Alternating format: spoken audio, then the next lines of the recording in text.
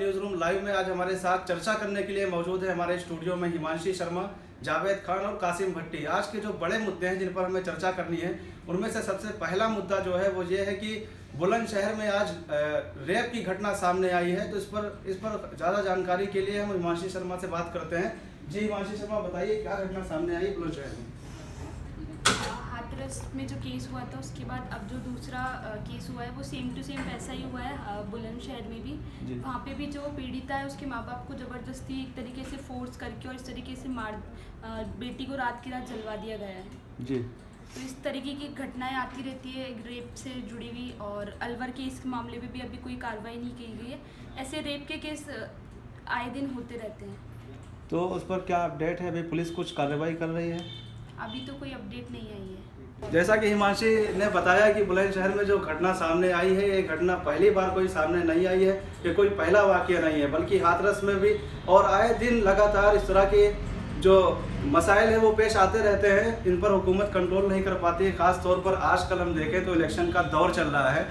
आजकल तो हुकूमत को और ज़्यादा तवज्जो देनी चाहिए। मसला वोटों का भी है, मसला सरकार बनाने का भी है, लेकिन हुकूमत कहीं ना कहीं इसे नज़रअंदाज कर रही है। इसका बड़ा खामियाजा जनता को जवाब देना चाहिए। हुकूमत को बता देना चाहिए कि हमारी भी कोई पावर है, हमारा भी कोई हक है कि हम अपनी बात रखें। जो जनता की बात करेगा उसी को सामने लाना चाहिएगा, जो जनता की बात नहीं करता है और इसी तरह के केस सामने आते रहते हैं तो उस पर बिल्कुल हक है कि ऐसी सरकार को बाहर किया जाए और किसी ऐसे चेहरे को सामने लाया जाए जो समाज के लिए कुछ तो काम करने का जज्बा रखता हो। अब हम बात करते हैं कासिम भट्टी से। कासिम भट्टी से हम जानेंगे कि आज कर्नाटका में बड़ा वाकया पेश आया है। कर्नाटका में एक स्कूल में लड़की हिजाब पहनकर आई थी, उसको मसाइल का सामना करना पड़ा। इस खबर पर ज़्यादा जानकारी के लिए हम चर्चा करेंगे कासिम भट्टी से। जी कासिम भट्टी, बताएं क्या मामला पेश आया? देखिए, ये 10-15 दिन पहले की बात है कि वहाँ कर्नाटका में एक स्कूल के अंदर जो है हिजाब को लेकर जो है तलबा में काफ़ी जो है छेड़छाड़ हुई और बहस हुई, जिस वजह से जो है मसला काफ़ी उठ गया। और ये प्रिंसिपल तक जब बात गई तो भी मसला नहीं सुलझा, वहाँ की कमेटी से, वहाँ के गवर्नर से। अब जो है केस जो है ये दर्ज हो चुका है, क्योंकि उनको जो है बोला गया, जैसे कि पहले मुस्लिम स्कूल के अंदर जो मुस्लिम लड़कियां थी उनको जो है बोला गया कि आप जो हिजाब पहन के नहीं आ सकते। हालांकि अगर हम इस्लाम के पॉइंट ऑफ व्यू से देखा जाए तो इसमें ये है कि हिजाब पहना हर लड़की का, मुस्लिम लड़की पर जो है फ़र्ज़ है। तो दूसरी बात ये है कि फिर हमें हिंदुस्तान का ये फंडामेंटल राइट है हमारा कि हम जो चाहें उस तरीके से हम रह सकते हैं। ख़ास करके जो रिलीजियस को लेकर किसी के रिलीजन पर हम तंज नहीं कर सकते हैं। जो पहनावा हम पहन रहे हैं, हमारे पहनावे के ऊपर कोई दूसरा जो है उंगली नहीं उठा सकता।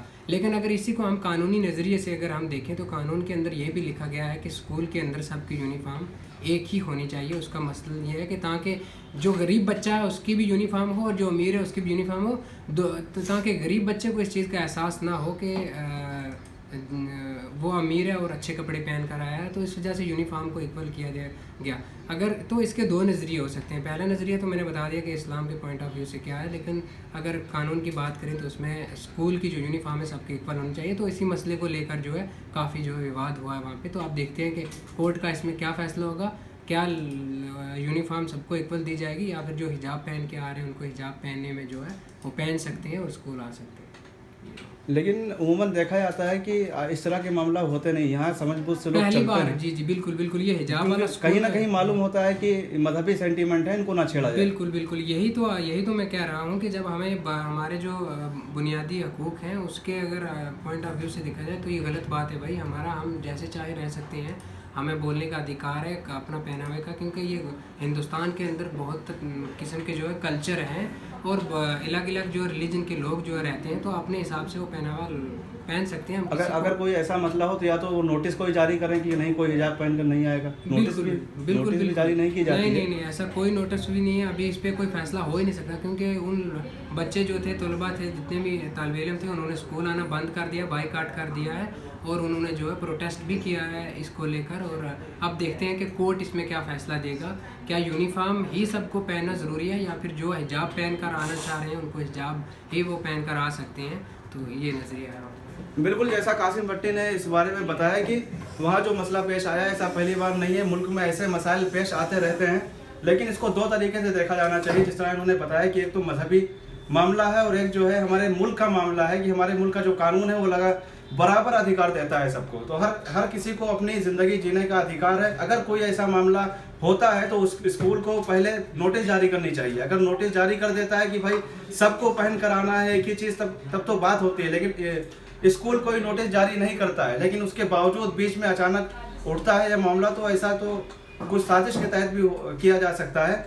इसकी तो कोई बुनियाद नहीं है, इसकी कोई वजह नहीं है करने की। बस ये तो एक तफरका फैलाने की और मजहबी सेंटीमेंट, जो मजहबी जज्बात हैं, इनको छेड़ने की एक साजिश कह सकते हैं हम। इसके अलावा हमारे पास मौजूद है जावेद खान से हमारा अहम सवाल ये है, मुद्दा जो आज का ये है कि मरकज़ी हुकूमत ने जो बजट का ऐलान किया है, बजट पेश किया जा रहा है वहाँ से, तो राजस्थान को उसमें क्या क्या मिला है, इस बारे में जावेद खान हमें बताएंगे तफसील से। जी बिल्कुल फैज़ान, मैं आपको बताना चाहूँगा कि जो कल बजट पेश हुआ था, 2 घंटे का भाषण था, बड़ी जल्दी ये भाषण दे दिया गया। बजट में अगर मैं मोटी बात करूँ तो बजट में ऐसा राजस्थान को लगभग कुछ नहीं मिला है। बाकी अगर देखा जाए ज्वेलरी और जो डायमंड्स के अगर देखा जाए तो राजस्थान में सबसे ज़्यादा व्यापार इसी चीज़ों का होता है। तो यहाँ पर जो है निर्यात की जो ड्यूटी वो कम कर दी है, इससे हमें बहुत ज़्यादा फ़ायदा होने वाला है। बाकी अदरवाइज़ अगर हम गरीबों के हित में बात करें या कृषि के हित में बात करें तो हमें ऐसा कुछ मिला नहीं। मैं आपको थोड़ा, मेरे पास ये आर्टिकल में बताना चाहूँगा जी। ये जो कट और पॉलिश डायमंड और कलर जेम स्टोन पर सीमा शुल्क से पहले 7.5% था, जो घटाकर 5% कर दिया है। इसके अलावा इमिटेशन ज्वेलरी पर 20% या 400 रुपये प्रति किलो की ड्यूटी लगाई है। पन्ना पर ड्यूटी 10% से घटाकर 5% कर दी है। मतलब टैक्स पूरी तरह कम कर दिया गया। इससे ये होगा कि जो राजस्थान का जो ज्वेलरी मार्केट है वो विदेशों में कंपटीशन कर सकता है। पहले इतना ज़्यादा ड्यूटी ज़्यादा था कि हमारे जो रत्न थे, आभूषण थे, वो आगे जा ही नहीं पाते थे। चाइना या जो दूसरी कंट्री हमसे पहले बाजी मान लेती थी। लेकिन इससे बेनिफिट होगा कि ये जो शुल्क कम होने से, टैक्स निर्यात शुल्क कम होने से हमारे जो डायमंड है ये विदेशों में अपनी छाप छोड़ेंगे, इससे हमें फ़ायदा है। बाकी राजस्थान की अगर देखा जाए तो ऐसा कुछ नहीं किया। और अगर मैं बताना चाहूँगा कि इमिटेशन ज्वेलरी पर 20% या 400 रुपये की ड्यूटी लगाई है, ठीक है जी।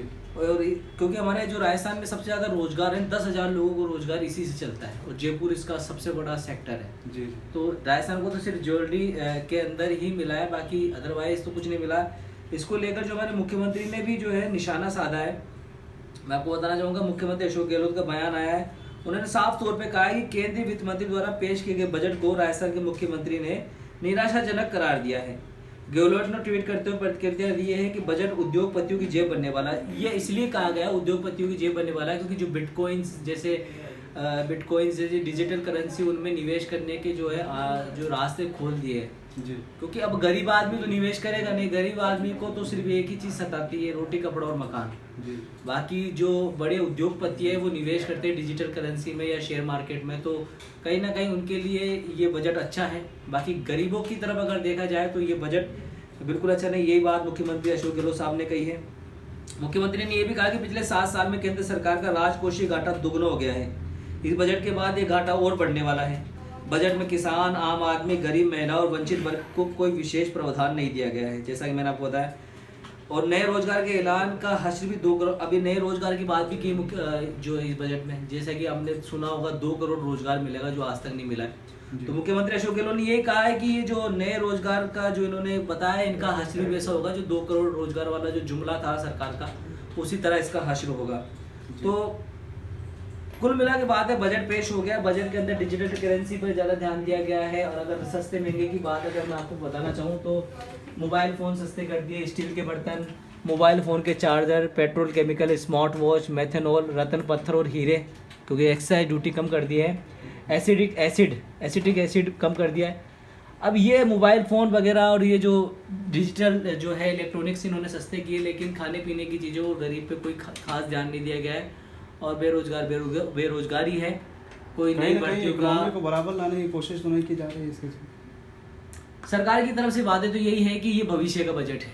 अब आने वाला टाइम बताएगा कि भविष्य का बजट है या नहीं, क्योंकि जीएसटी के वक्त भी यही कहा गया था। लेकिन जीएसटी आज आप देख सकते हैं कि जीएसटी से ना तो कोई चीज़ सस्ती हो पाई इस बजट में, ना महंगी, क्योंकि जबकि वादा था कि जब नया बजट पेश आएगा तो जीएसटी उसमें बहुत बड़ा योगदान दिखाएगा, लेकिन ऐसा कुछ हुआ नहीं।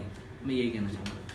बिल्कुल, जैसा कि जावेद खान ने बताया, बहुत से पॉइंट्स पर अपने तासुरात जाहिर किए कि हुकूमत जब भी बजट पेश करती है तो एक सब्ज बाग की तरह हमें लगता है कि देखने में तो बहुत कुछ लगता है लेकिन हाथ में कुछ नहीं आता, खुसूसन गरीबों के हाथ में तो कुछ नहीं आता।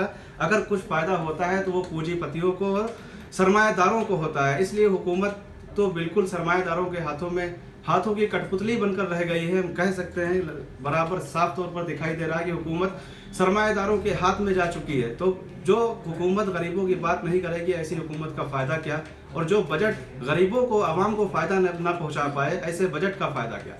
आज के न्यूज़ रूम लाइव में इतना ही। मिलते हैं अगले न्यूज़ रूम लाइव में बड़े मुद्दों के साथ। हमें दीजिए इजाज़त। नमस्कार।